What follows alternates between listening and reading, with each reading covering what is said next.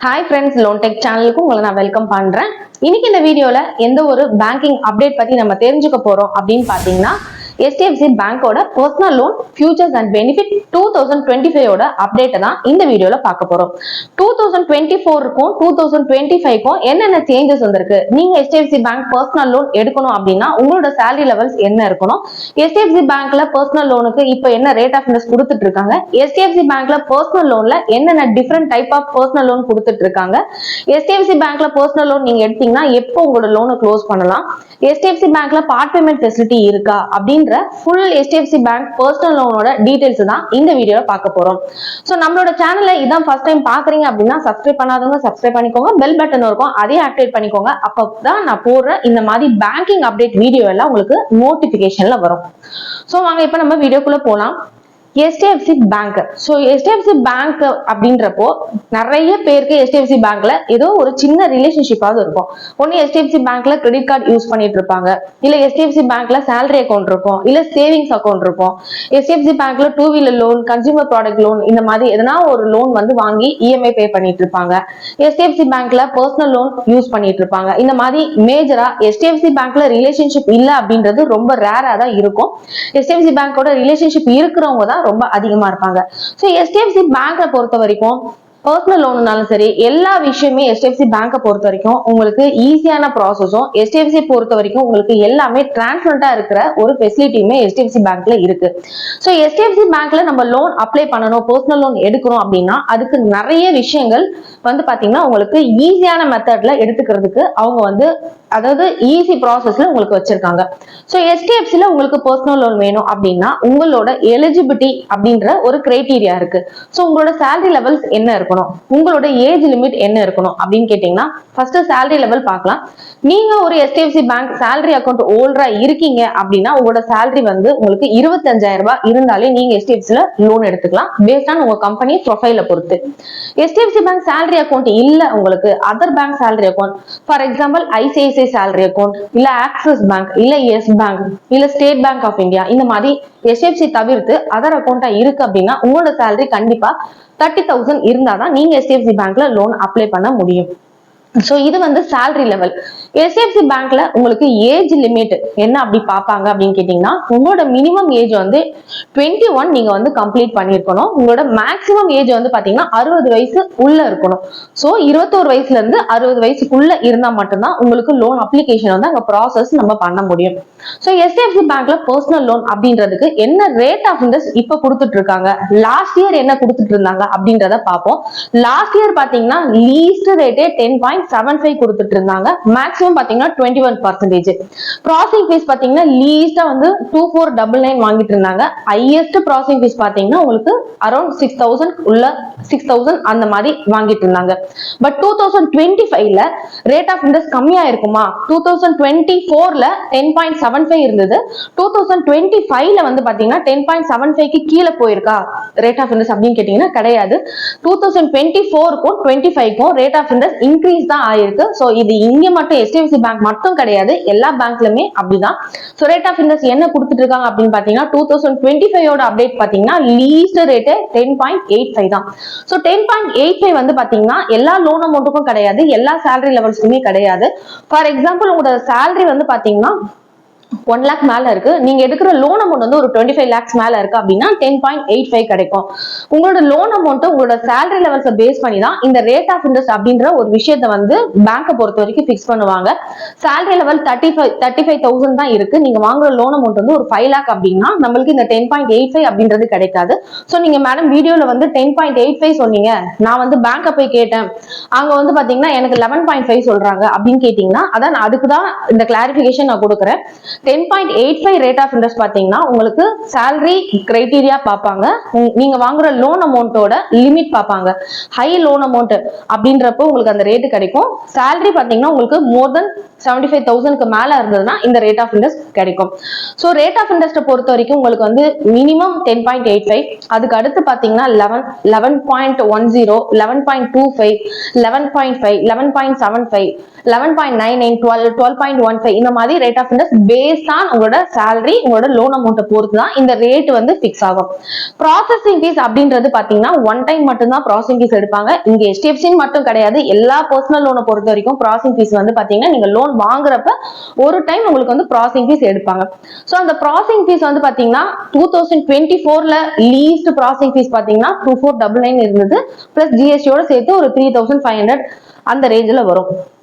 2025ல அவங்களோட processing fees பாத்தீங்கன்னா உங்களுக்கு 4999 பிளஸ் இப்போ ஹையஸ்ட் பாத்தீங்கன்னா 6500 பிளஸ் ஜிஎஸ்டியோட சேர்த்து அவங்க கலெக்ட் பண்றாங்க. சோ 2025ல வந்து பாத்தீங்கன்னா 6500 பிளஸ் ஜிஎஸ்டியோட உங்களோட ப்ராசஸிங் ஃபீஸை வந்து HDFC கலெக்ட் பண்றாங்க. அது வந்து பாத்தீங்கன்னா நம்மளோட லோன் அமௌண்ட் அண்ட் நம்ம வாங்குற சேலரியை பொறுத்து தான் ப்ராசஸிங் ஃபீஸும் நம்மளுக்கு வரும். HDFC பேங்க்ல பர்சனல் லோன் எடுக்கும் போது நம்மளுக்கு இன்சூரன்ஸ் அப்படின்ற ஒரு விஷயம் சொல்றாங்க மேடம். அப்ப இன்சூரன்ஸ் அப்படின்ற ஒரு விஷயம் நான் HDFCல பர்சனல் லோன் வாங்கினேன்னா மேண்டேட்டரியா போடணுமா அப்படின்னு கேட்டீங்கன்னா மேண்டேட்டரி கிடையாது. மேண்டேட்டரி அப்படின்ற ஒரு விஷயம் வந்து பாத்தீங்கன்னா உங்களுக்கு ஹோம் லோன் இல்ல செக்யூர் லோன் அந்த மாதிரி போறப்ப கம்பல்சரி போடணும்ன்றது ஒரு விஷயம் இருக்கும். பட் பர்சனல் லோனை பொறுத்த வரைக்கும் மேண்டேட்டரி கிடையாது.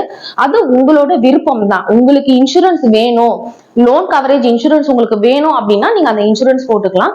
இல்ல எனக்கு வேண்டாம் அப்படின்னீங்கன்னா அந்த இன்சூரன்ஸ் வந்து உங்களுக்கு போட போறது கிடையாது. அடுத்து HDFC பேங்க்ல நீங்க லோன் எடுத்துட்டீங்க. இப்போ அந்த பேங்க்ல நான் வந்து பார்ட் பேமெண்ட் ஃபெசிலிட்டி வந்து அவைல் பண்ணிக்கலாங்களா, எனக்கு அந்த பேங்க்ல பார்ட் பேமெண்ட் ஃபெசிலிட்டி இருக்கா அப்படின்னு கேட்டீங்கன்னா தாராளமா HDFC பேங்க்ல பார்ட் பேமெண்ட் ஃபெசிலிட்டி இருக்கு.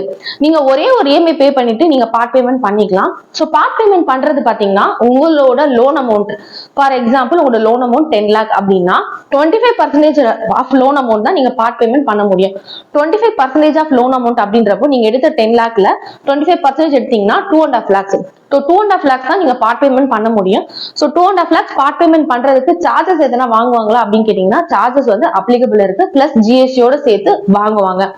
சோ இது மாதிரி நான் எத்தனை முறை வேற பார்ட் பேமெண்ட் பண்ணிக்கலாம், 25% ஓகே ஒரு EMIக்கு அப்புறம் பண்ணிக்கலாம். பட் நான் எவ்வளவு முறை பண்ணிக்க முடியும், மாசம் மாசம் பண்ணிக்கலாமா அப்படின்னு கேட்டீங்கன்னா அப்படி கிடையாது. ஒரு வருஷத்துக்கு ஒரு முறை பண்ண முடியும். ஃபர்ஸ்ட் இயர்ல நீங்க ஒரு முறை பண்ணிட்டீங்கன்னா செகண்ட் இயர்ல நீங்க ஒரு முறை பண்ணிக்கலாம். ஓவரால் 10 yearல 2 times பண்ணிக்கலாம். 4 yearக்கு ஒரு முறை தான் அலௌடு. சோ பார்ட் பேமெண்ட் பொறுத்த வரைக்கும் இதுதான் பாலிசி.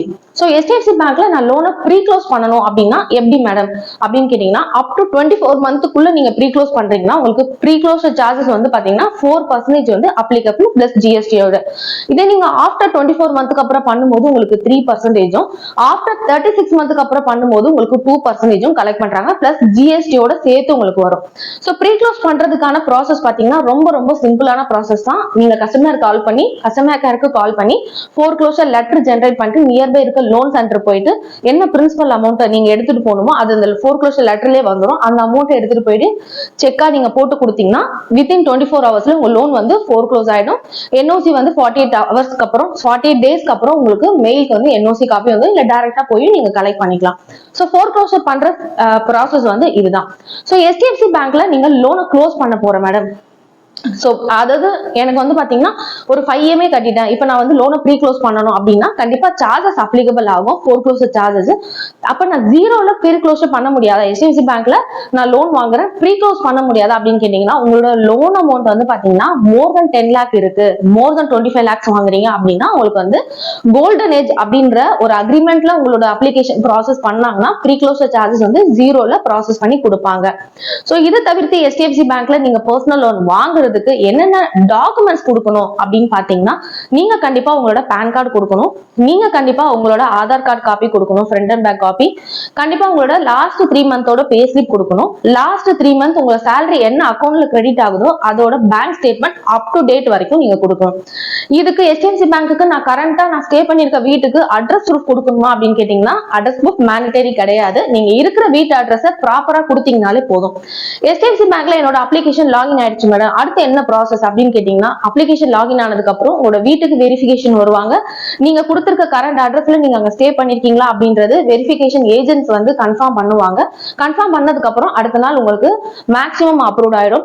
சோ அப்ரூவ் ஆயிடுச்சு அப்படின்னா எல்லாமே டிஜிட்டல் ப்ராசஸ் தான், எல்லாமே உங்களுக்கு ஆன்லைன்லயே வந்து எப்படி டிஸ்போஸ் பண்ணணும்ன்றத கைட் பண்ணி ஆன்லைன்ல பண்ணிடுவாங்க. மேக்ஸிமம் நீங்க டிஸ்போஸ் பண்ணதுல இருந்து 2 to 4 hours உங்களோட லோன் அமௌண்ட் வந்து மேக்ஸிமம் கிரெடிட் ஆயிடும். இதே HDFC இருந்தா அடுத்த செகண்டே உங்களுக்கு லோன் அமௌண்ட் கிரெடிட் ஆயிடும்.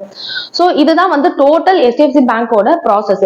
சோ HDFC பேங்க்ல வந்து பாத்தீங்கன்னா உங்களுக்கு பர்சனல் லோன் தவிர்த்து வேற என்னென்ன விதமான டைப் ஆஃப் லோன்ஸ் கொடுக்குறாங்க அப்படின்னு பாத்தீங்கன்னா, HDFC பேங்க்ல நீங்க இதுக்கு முன்னாடி லோனே எடுக்கல, ஃபர்ஸ்ட் டைம் வாங்குறீங்க அப்படின்னா ஃப்ரெஷ் லோன் கொடுத்துட்டு இருக்காங்க. நீங்க HDFC பேங்க்ல ஃப்ரெஷ்ஷா ஒரு லோன், புது லோன் இப்பதான் நீங்க எடுக்கிறீங்கன்னா அது ஃப்ரெஷ் லோனா எடுத்துக்கலாம். ஆல்ரெடி உங்களுக்கு HDFC பேங்க்ல லோன் போகுது, இப்போ அகைன் எனக்கு லோன் தேவைப்படுதுன்னா அது top up loan. So top up கொடுத்துட்டு இருக்காங்க. டாப் அப் லோன் நான் எடுக்கணும்னா ஆல்ரெடி நான் வாங்கியிருக்க HDFC லோனோட இஎம்ஐ வந்து 3 இஎம்ஐ வந்து கண்டிப்பா நான் கம்ப்ளீட் பண்ணியிருந்தா மட்டும்தான் டாப் அப் லோன் எடுக்க முடியும்.